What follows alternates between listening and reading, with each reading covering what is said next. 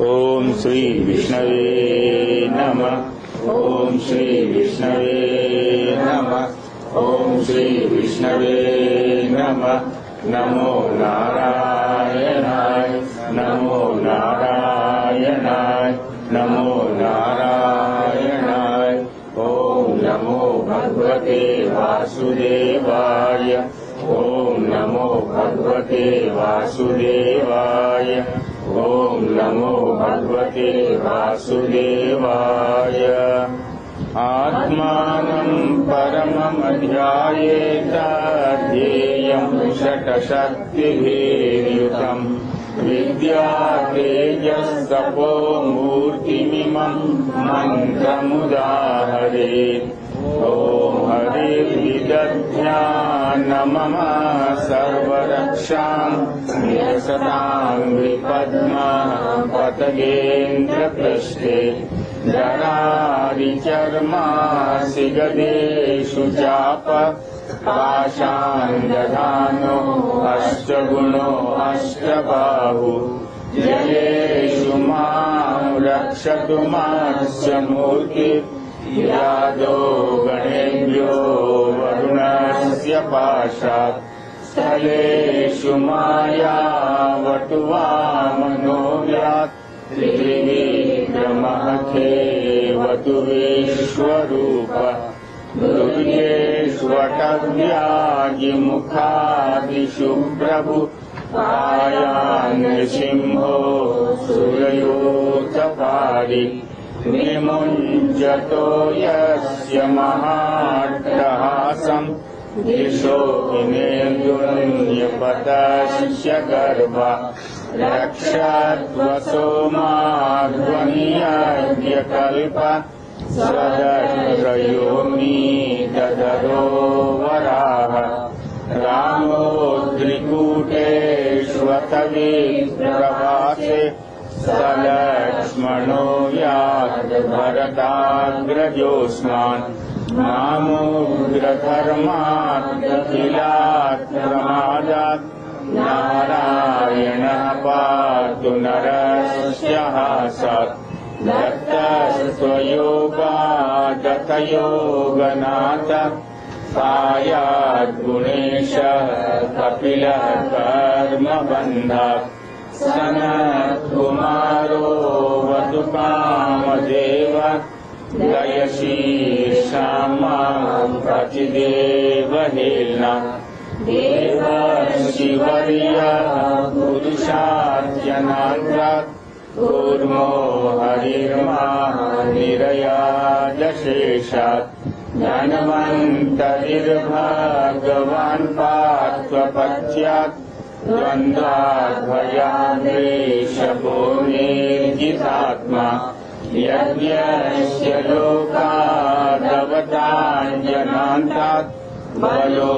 गणाक्रोधवशादहीन्द्र द्वैपायनो भगवान् प्रबोधात् बुद्धस्तुपाखण्डगणात् प्रमादात् कल्कीकले कालमलात् प्रपातु धर्मावनायोर्भृतावतार मां केशवो गदया प्रातरव्यात् गोविन्द आसङ्गमं मार्तवेणु नारायणः प्राण उद्दात्त शक्तिर्मध्यं दिने विष्णुरनीन्द्रपाणि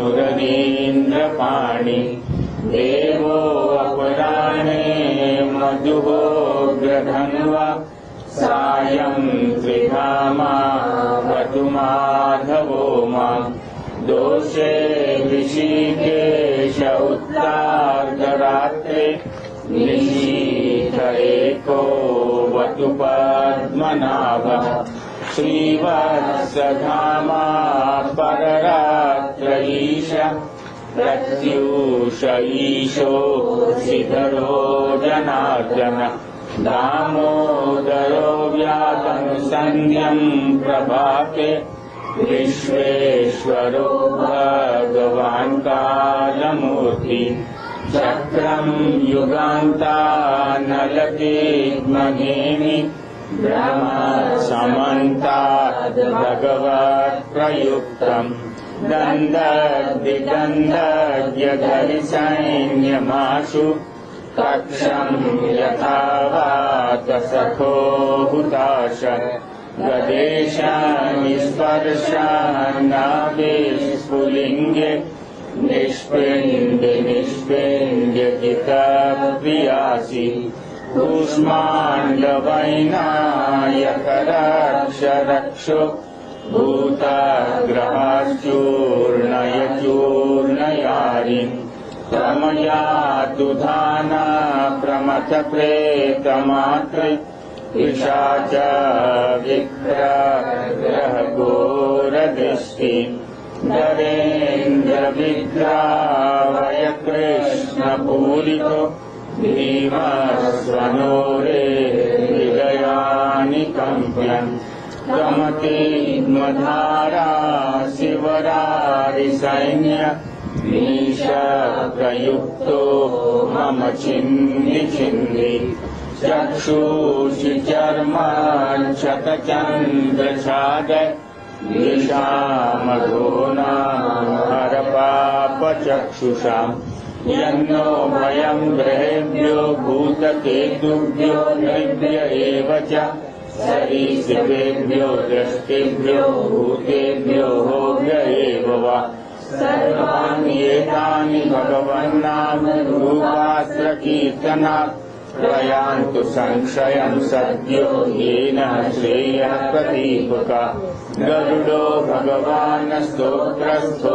वत्सन्दो मयः प्रभु रक्षत्वशेषकृच्छेभ्यो विश्वक्सेनः स्वनामभिः सर्वापदभ्यो हरेर्नाम रूपयानायुधानि न बुद्धीन्द्रियमनः प्राणान्तु पार्षदभूषण यथा हि भगवानेव वस्तुतः सदसत्ययत् सत्येनानेन न सर्वे यान्तु नाशमुपद्रवा यथैकात्यम्यानुभावानां विकल्परहितः स्वयं भूषणायुधलिङ्गाख्य धत्ते शक्तिः समायया तेनैव सत्यमानेन सर्वज्ञो भगवान् हरि पातु सर्वैस्वरूपेण सदा सर्वत्र सर्वगा दिक्षु दिक्षु मदः समन्तात् दन्तर्बहिर्भगवान् नारसिंहः प्रहापयं लोकभयं स्वनेन स्वतेजसा ग्रस्त समस्ततेजा।